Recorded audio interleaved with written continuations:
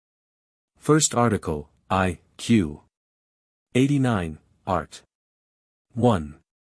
Whether the separated soul can understand anything?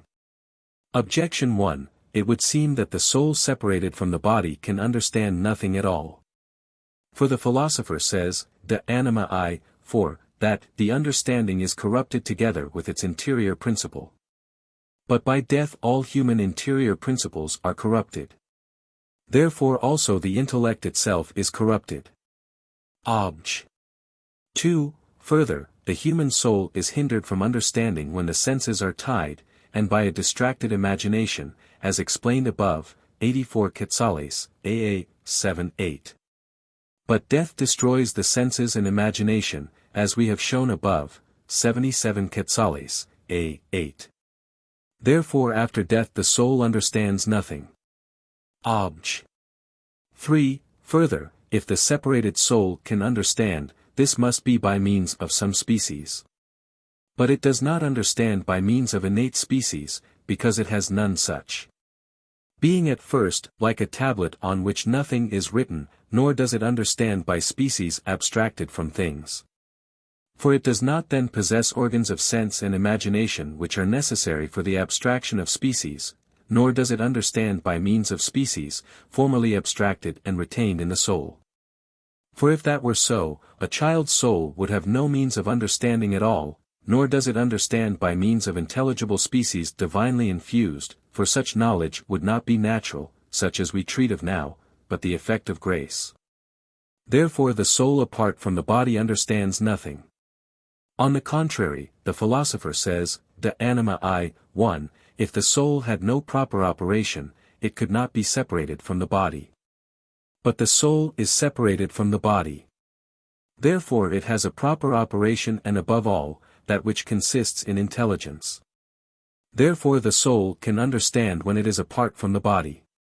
I answer that, the difficulty in solving this question arises from the fact that the soul united to the body can understand only by turning to the phantasms, as experience shows. Did this not proceed from the soul's very nature, but accidentally through its being bound up with the body, as the Platonists said, the difficulty would vanish. For in that case when the body was once removed, the soul would at once return to its own nature, and would understand intelligible things simply, without turning to the phantasms, as is exemplified in the case of other separate substances. In that case, however, the union of soul and body would not be for the soul's good, for evidently it would understand worse in the body than out of it. But for the good of the body, which would be unreasonable, since matter exists on account of the form, and not the form for the sake of matter. But if we admit that the nature of the soul requires it to understand by turning to the phantasms, it will seem, since death does not change its nature, that it can then naturally understand nothing. As the phantasms are wanting to which it may turn. To solve this difficulty we must consider that as nothing acts except so far as it is actual, the mode of action in every agent follows from its mode of existence. Now the soul has one mode of being when in the body, and another when apart from it, its nature remaining always the same. But this does not mean that its union with the body is an accidental thing, for, on the contrary, such union belongs to its very nature, just as the nature of a light object is not changed, when it is in its proper place, which is natural to it, and outside its proper place, which is beside its nature. The soul, therefore, when united to the body, consistently with that mode of existence, has a mode of understanding, by turning to corporeal phantasms, which are incorporeal organs. But when it is separated from the body, it has a mode of understanding, by turning to simply intelligible objects, as is proper to other separate substances. Hence it is as natural for the soul to understand by turning to the phantasms as it is for it to be joined to the body. But to be separated from the body is not in accordance with its nature, and likewise to understand without turning to the phantasms is not natural to it. And hence it is united to the body in order that it may have an existence and an operation suitable to its nature. But here again a difficulty arises. For since nature is always ordered to what is best, and since it is better to understand by turning to simply intelligible objects than by turning to the phantasms, God should have ordered the soul's nature so that the nobler way of understanding would have been natural to it,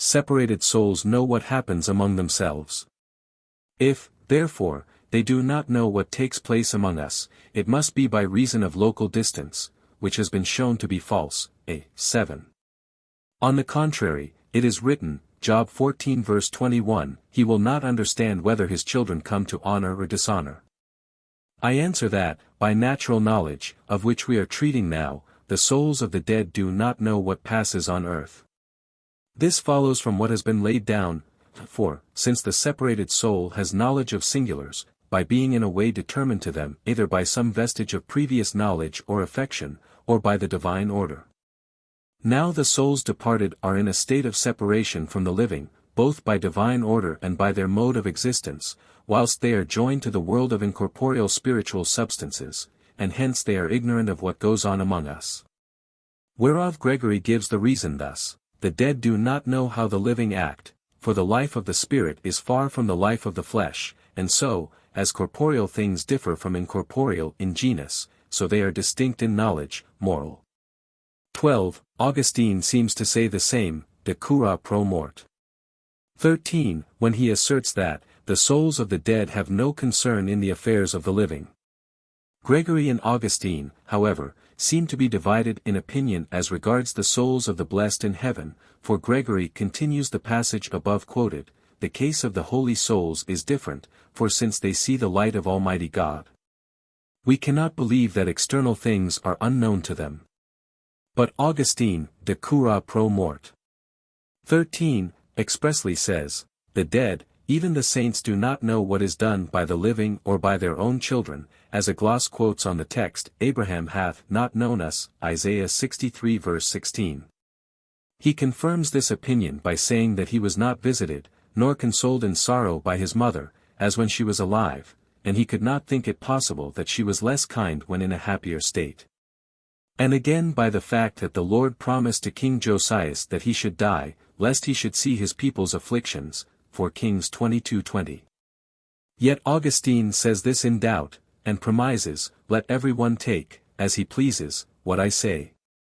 Gregory, on the other hand, is positive, since he says, we cannot believe.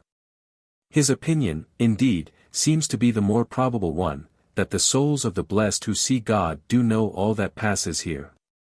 For they are equal to the angels, of whom Augustine says that they know what happens among those living on earth. But as the souls of the blessed are most perfectly united to divine justice, they do not suffer from sorrow, nor do they interfere in mundane affairs, except in accordance with divine justice. Reply Obj. 1. The souls of the departed may care for the living, even if ignorant of their state, just as we care for the dead by pouring forth prayer on their behalf, though we are ignorant of their state. Moreover, the affairs of the living can be made known to them not immediately, but the souls who pass hence thither, or by angels and demons, or even by the revelation of the Holy Ghost, as Augustine says in the same book. Reply Obj. 2. That the dead appear to the living in any way whatever is either by the special dispensation of God, in order that the souls of the dead may interfere in affairs of the living, and this is to be accounted as miraculous. Or else such apparitions occur through the instrumentality of bad or good angels, without the knowledge of the departed. As may likewise happen when the living appear, without their own knowledge, to others living, as Augustine says in the same book. And so it may be said of Samuel that he appeared through divine revelation, according to Eccles. 46:23, he slept, and told the king the end of his life. Or, again, this apparition was procured by the demons, unless, indeed, the authority of Ecclesiasticus be set aside through not being received by the Jews as canonical scripture. Reply Obj. 3. This kind of ignorance does not proceed from the obstacle of local distance, but from the cause mentioned above. Question 90. Of the first production of man's soul, in 4 articles. After the foregoing we must consider the first production of man, concerning which there are 4 subjects of treatment. 1. The production of man himself. 2. The end of this production. 3. The state and condition of the first man. 4. The place of his abode. Concerning the production of man, there are 3 things to be considered.